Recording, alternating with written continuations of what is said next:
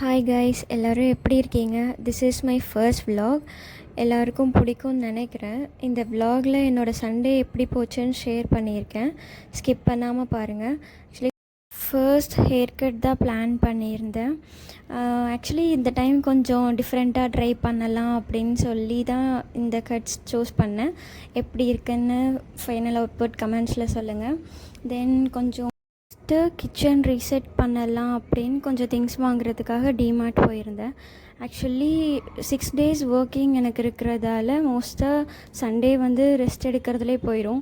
பெருசாக க்ளீனிங் இல்லை வந்து மற்ற எந்த ஒர்க்ஸுமே பண்ணுறதுக்கு நமக்கு டைம் இருக்காது.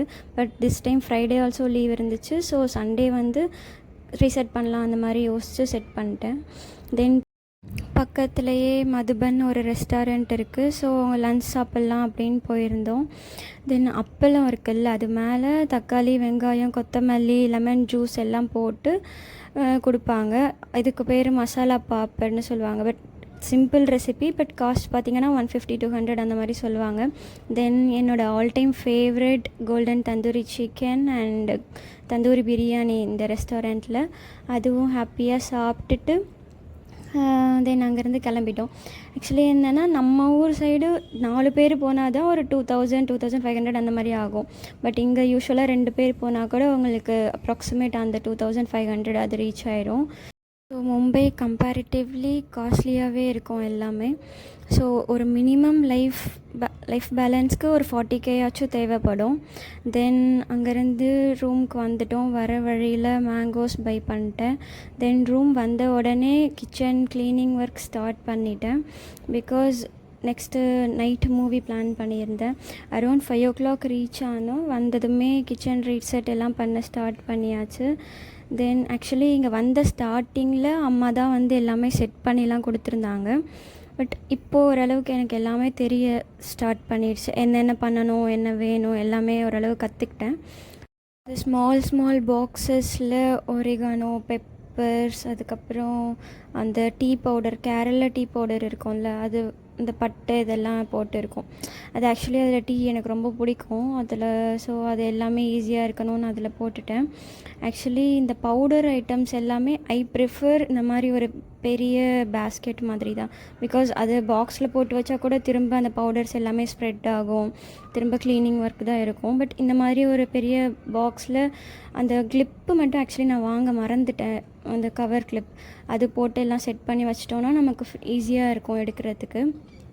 தென் அந்த சியா சீட்ஸ், அதுக்கப்புறம் ஃப்ளாட் சீட்ஸ், பம்கின் சீட்ஸ், இந்த மாதிரி எல்லா சீட்ஸுமே ஒரு பாக்ஸில் போட்டு வச்சிட்டேன். பிகாஸ் ஒரு ஸ்பூன் half ஸ்பூன் எடுக்கிறதா இருக்கும் அந்த கவர்லேருந்து.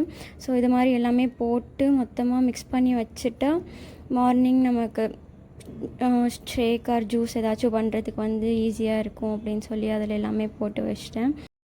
ஆக்சுவலி மோஸ்ட்டாக சில பேருக்கெல்லாம் வந்து ஆர்கனைஸாக வைக்கிறது இல்லை க்ளீனிங் ஒர்க் பண்ணுறது இந்த மாதிரி திங்ஸ் எல்லாம் பிடிக்காது.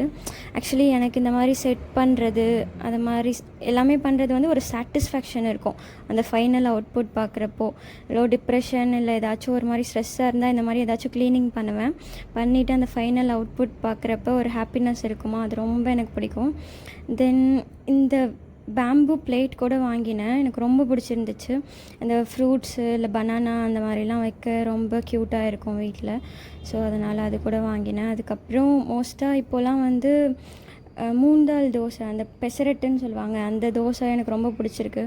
அது ஹெல்த்தியும் கூட நம்ம ரைஸ் தோசை சாப்பிட்றதுக்கு. ஸோ அந்த தோசை தான் மோஸ்ட்டாக பண்ணுறதால அந்த மாதிரி ஐட்டம்ஸ் எல்லாமே திரும்ப பாக்ஸில் ஸ்டோர் பண்ணி வச்சுட்டேன். ஈஸியாக இருக்கணும், முன்னாடி இருக்கணும்னு சொல்லிட்டு. அதுக்கப்புறம் அந்த கொரியண்டர் லீஃபு, அதுக்கப்புறம் இந்த கருவேப்பில்லை, இந்த மாதிரி இதெல்லாம் அப்படியே ஃப்ரிட்ஜில் வச்சா ஸ்பாயில் ஆயிரும். திரும்ப வாங்குற மாதிரி இருக்கும். இங்கே அதுவே வந்து 30 rupees அந்த மாதிரிலாம் சொல்லுவாங்க. ஸோ இதெல்லாமே வாஷ் பண்ணாமல் அப்படியே பாக்ஸில் போட்டு வச்சுட்டு அதுக்கப்புறம் வேணுங்கிறப்ப எடுத்து வாஷ் பண்ணால் நமக்கு ஈஸியாக ஸ்பாயில் ஆகாது, ரொம்ப நாளுக்கு வரும். தென் இப்படி தான் இருந்துச்சு ஃபைனல் அவுட்புட். எப்படி இருக்குன்னு சொல்லுங்கள் கமெண்டில். தென் ஒரு 6:45 தான் இருக்கும். பட் பசிச்சிருச்சு. தோசை வித் கிரவுண்ட்நட் சட்னி சாப்பிட்டேன். அதுக்கப்புறம் ஒரு மூவி பார்த்துட்டு நைட்டு தூங்க போயிட்டேன். Good night guys. நாளைக்கு ஆஃபீஸ் போகணும். பை பாய்.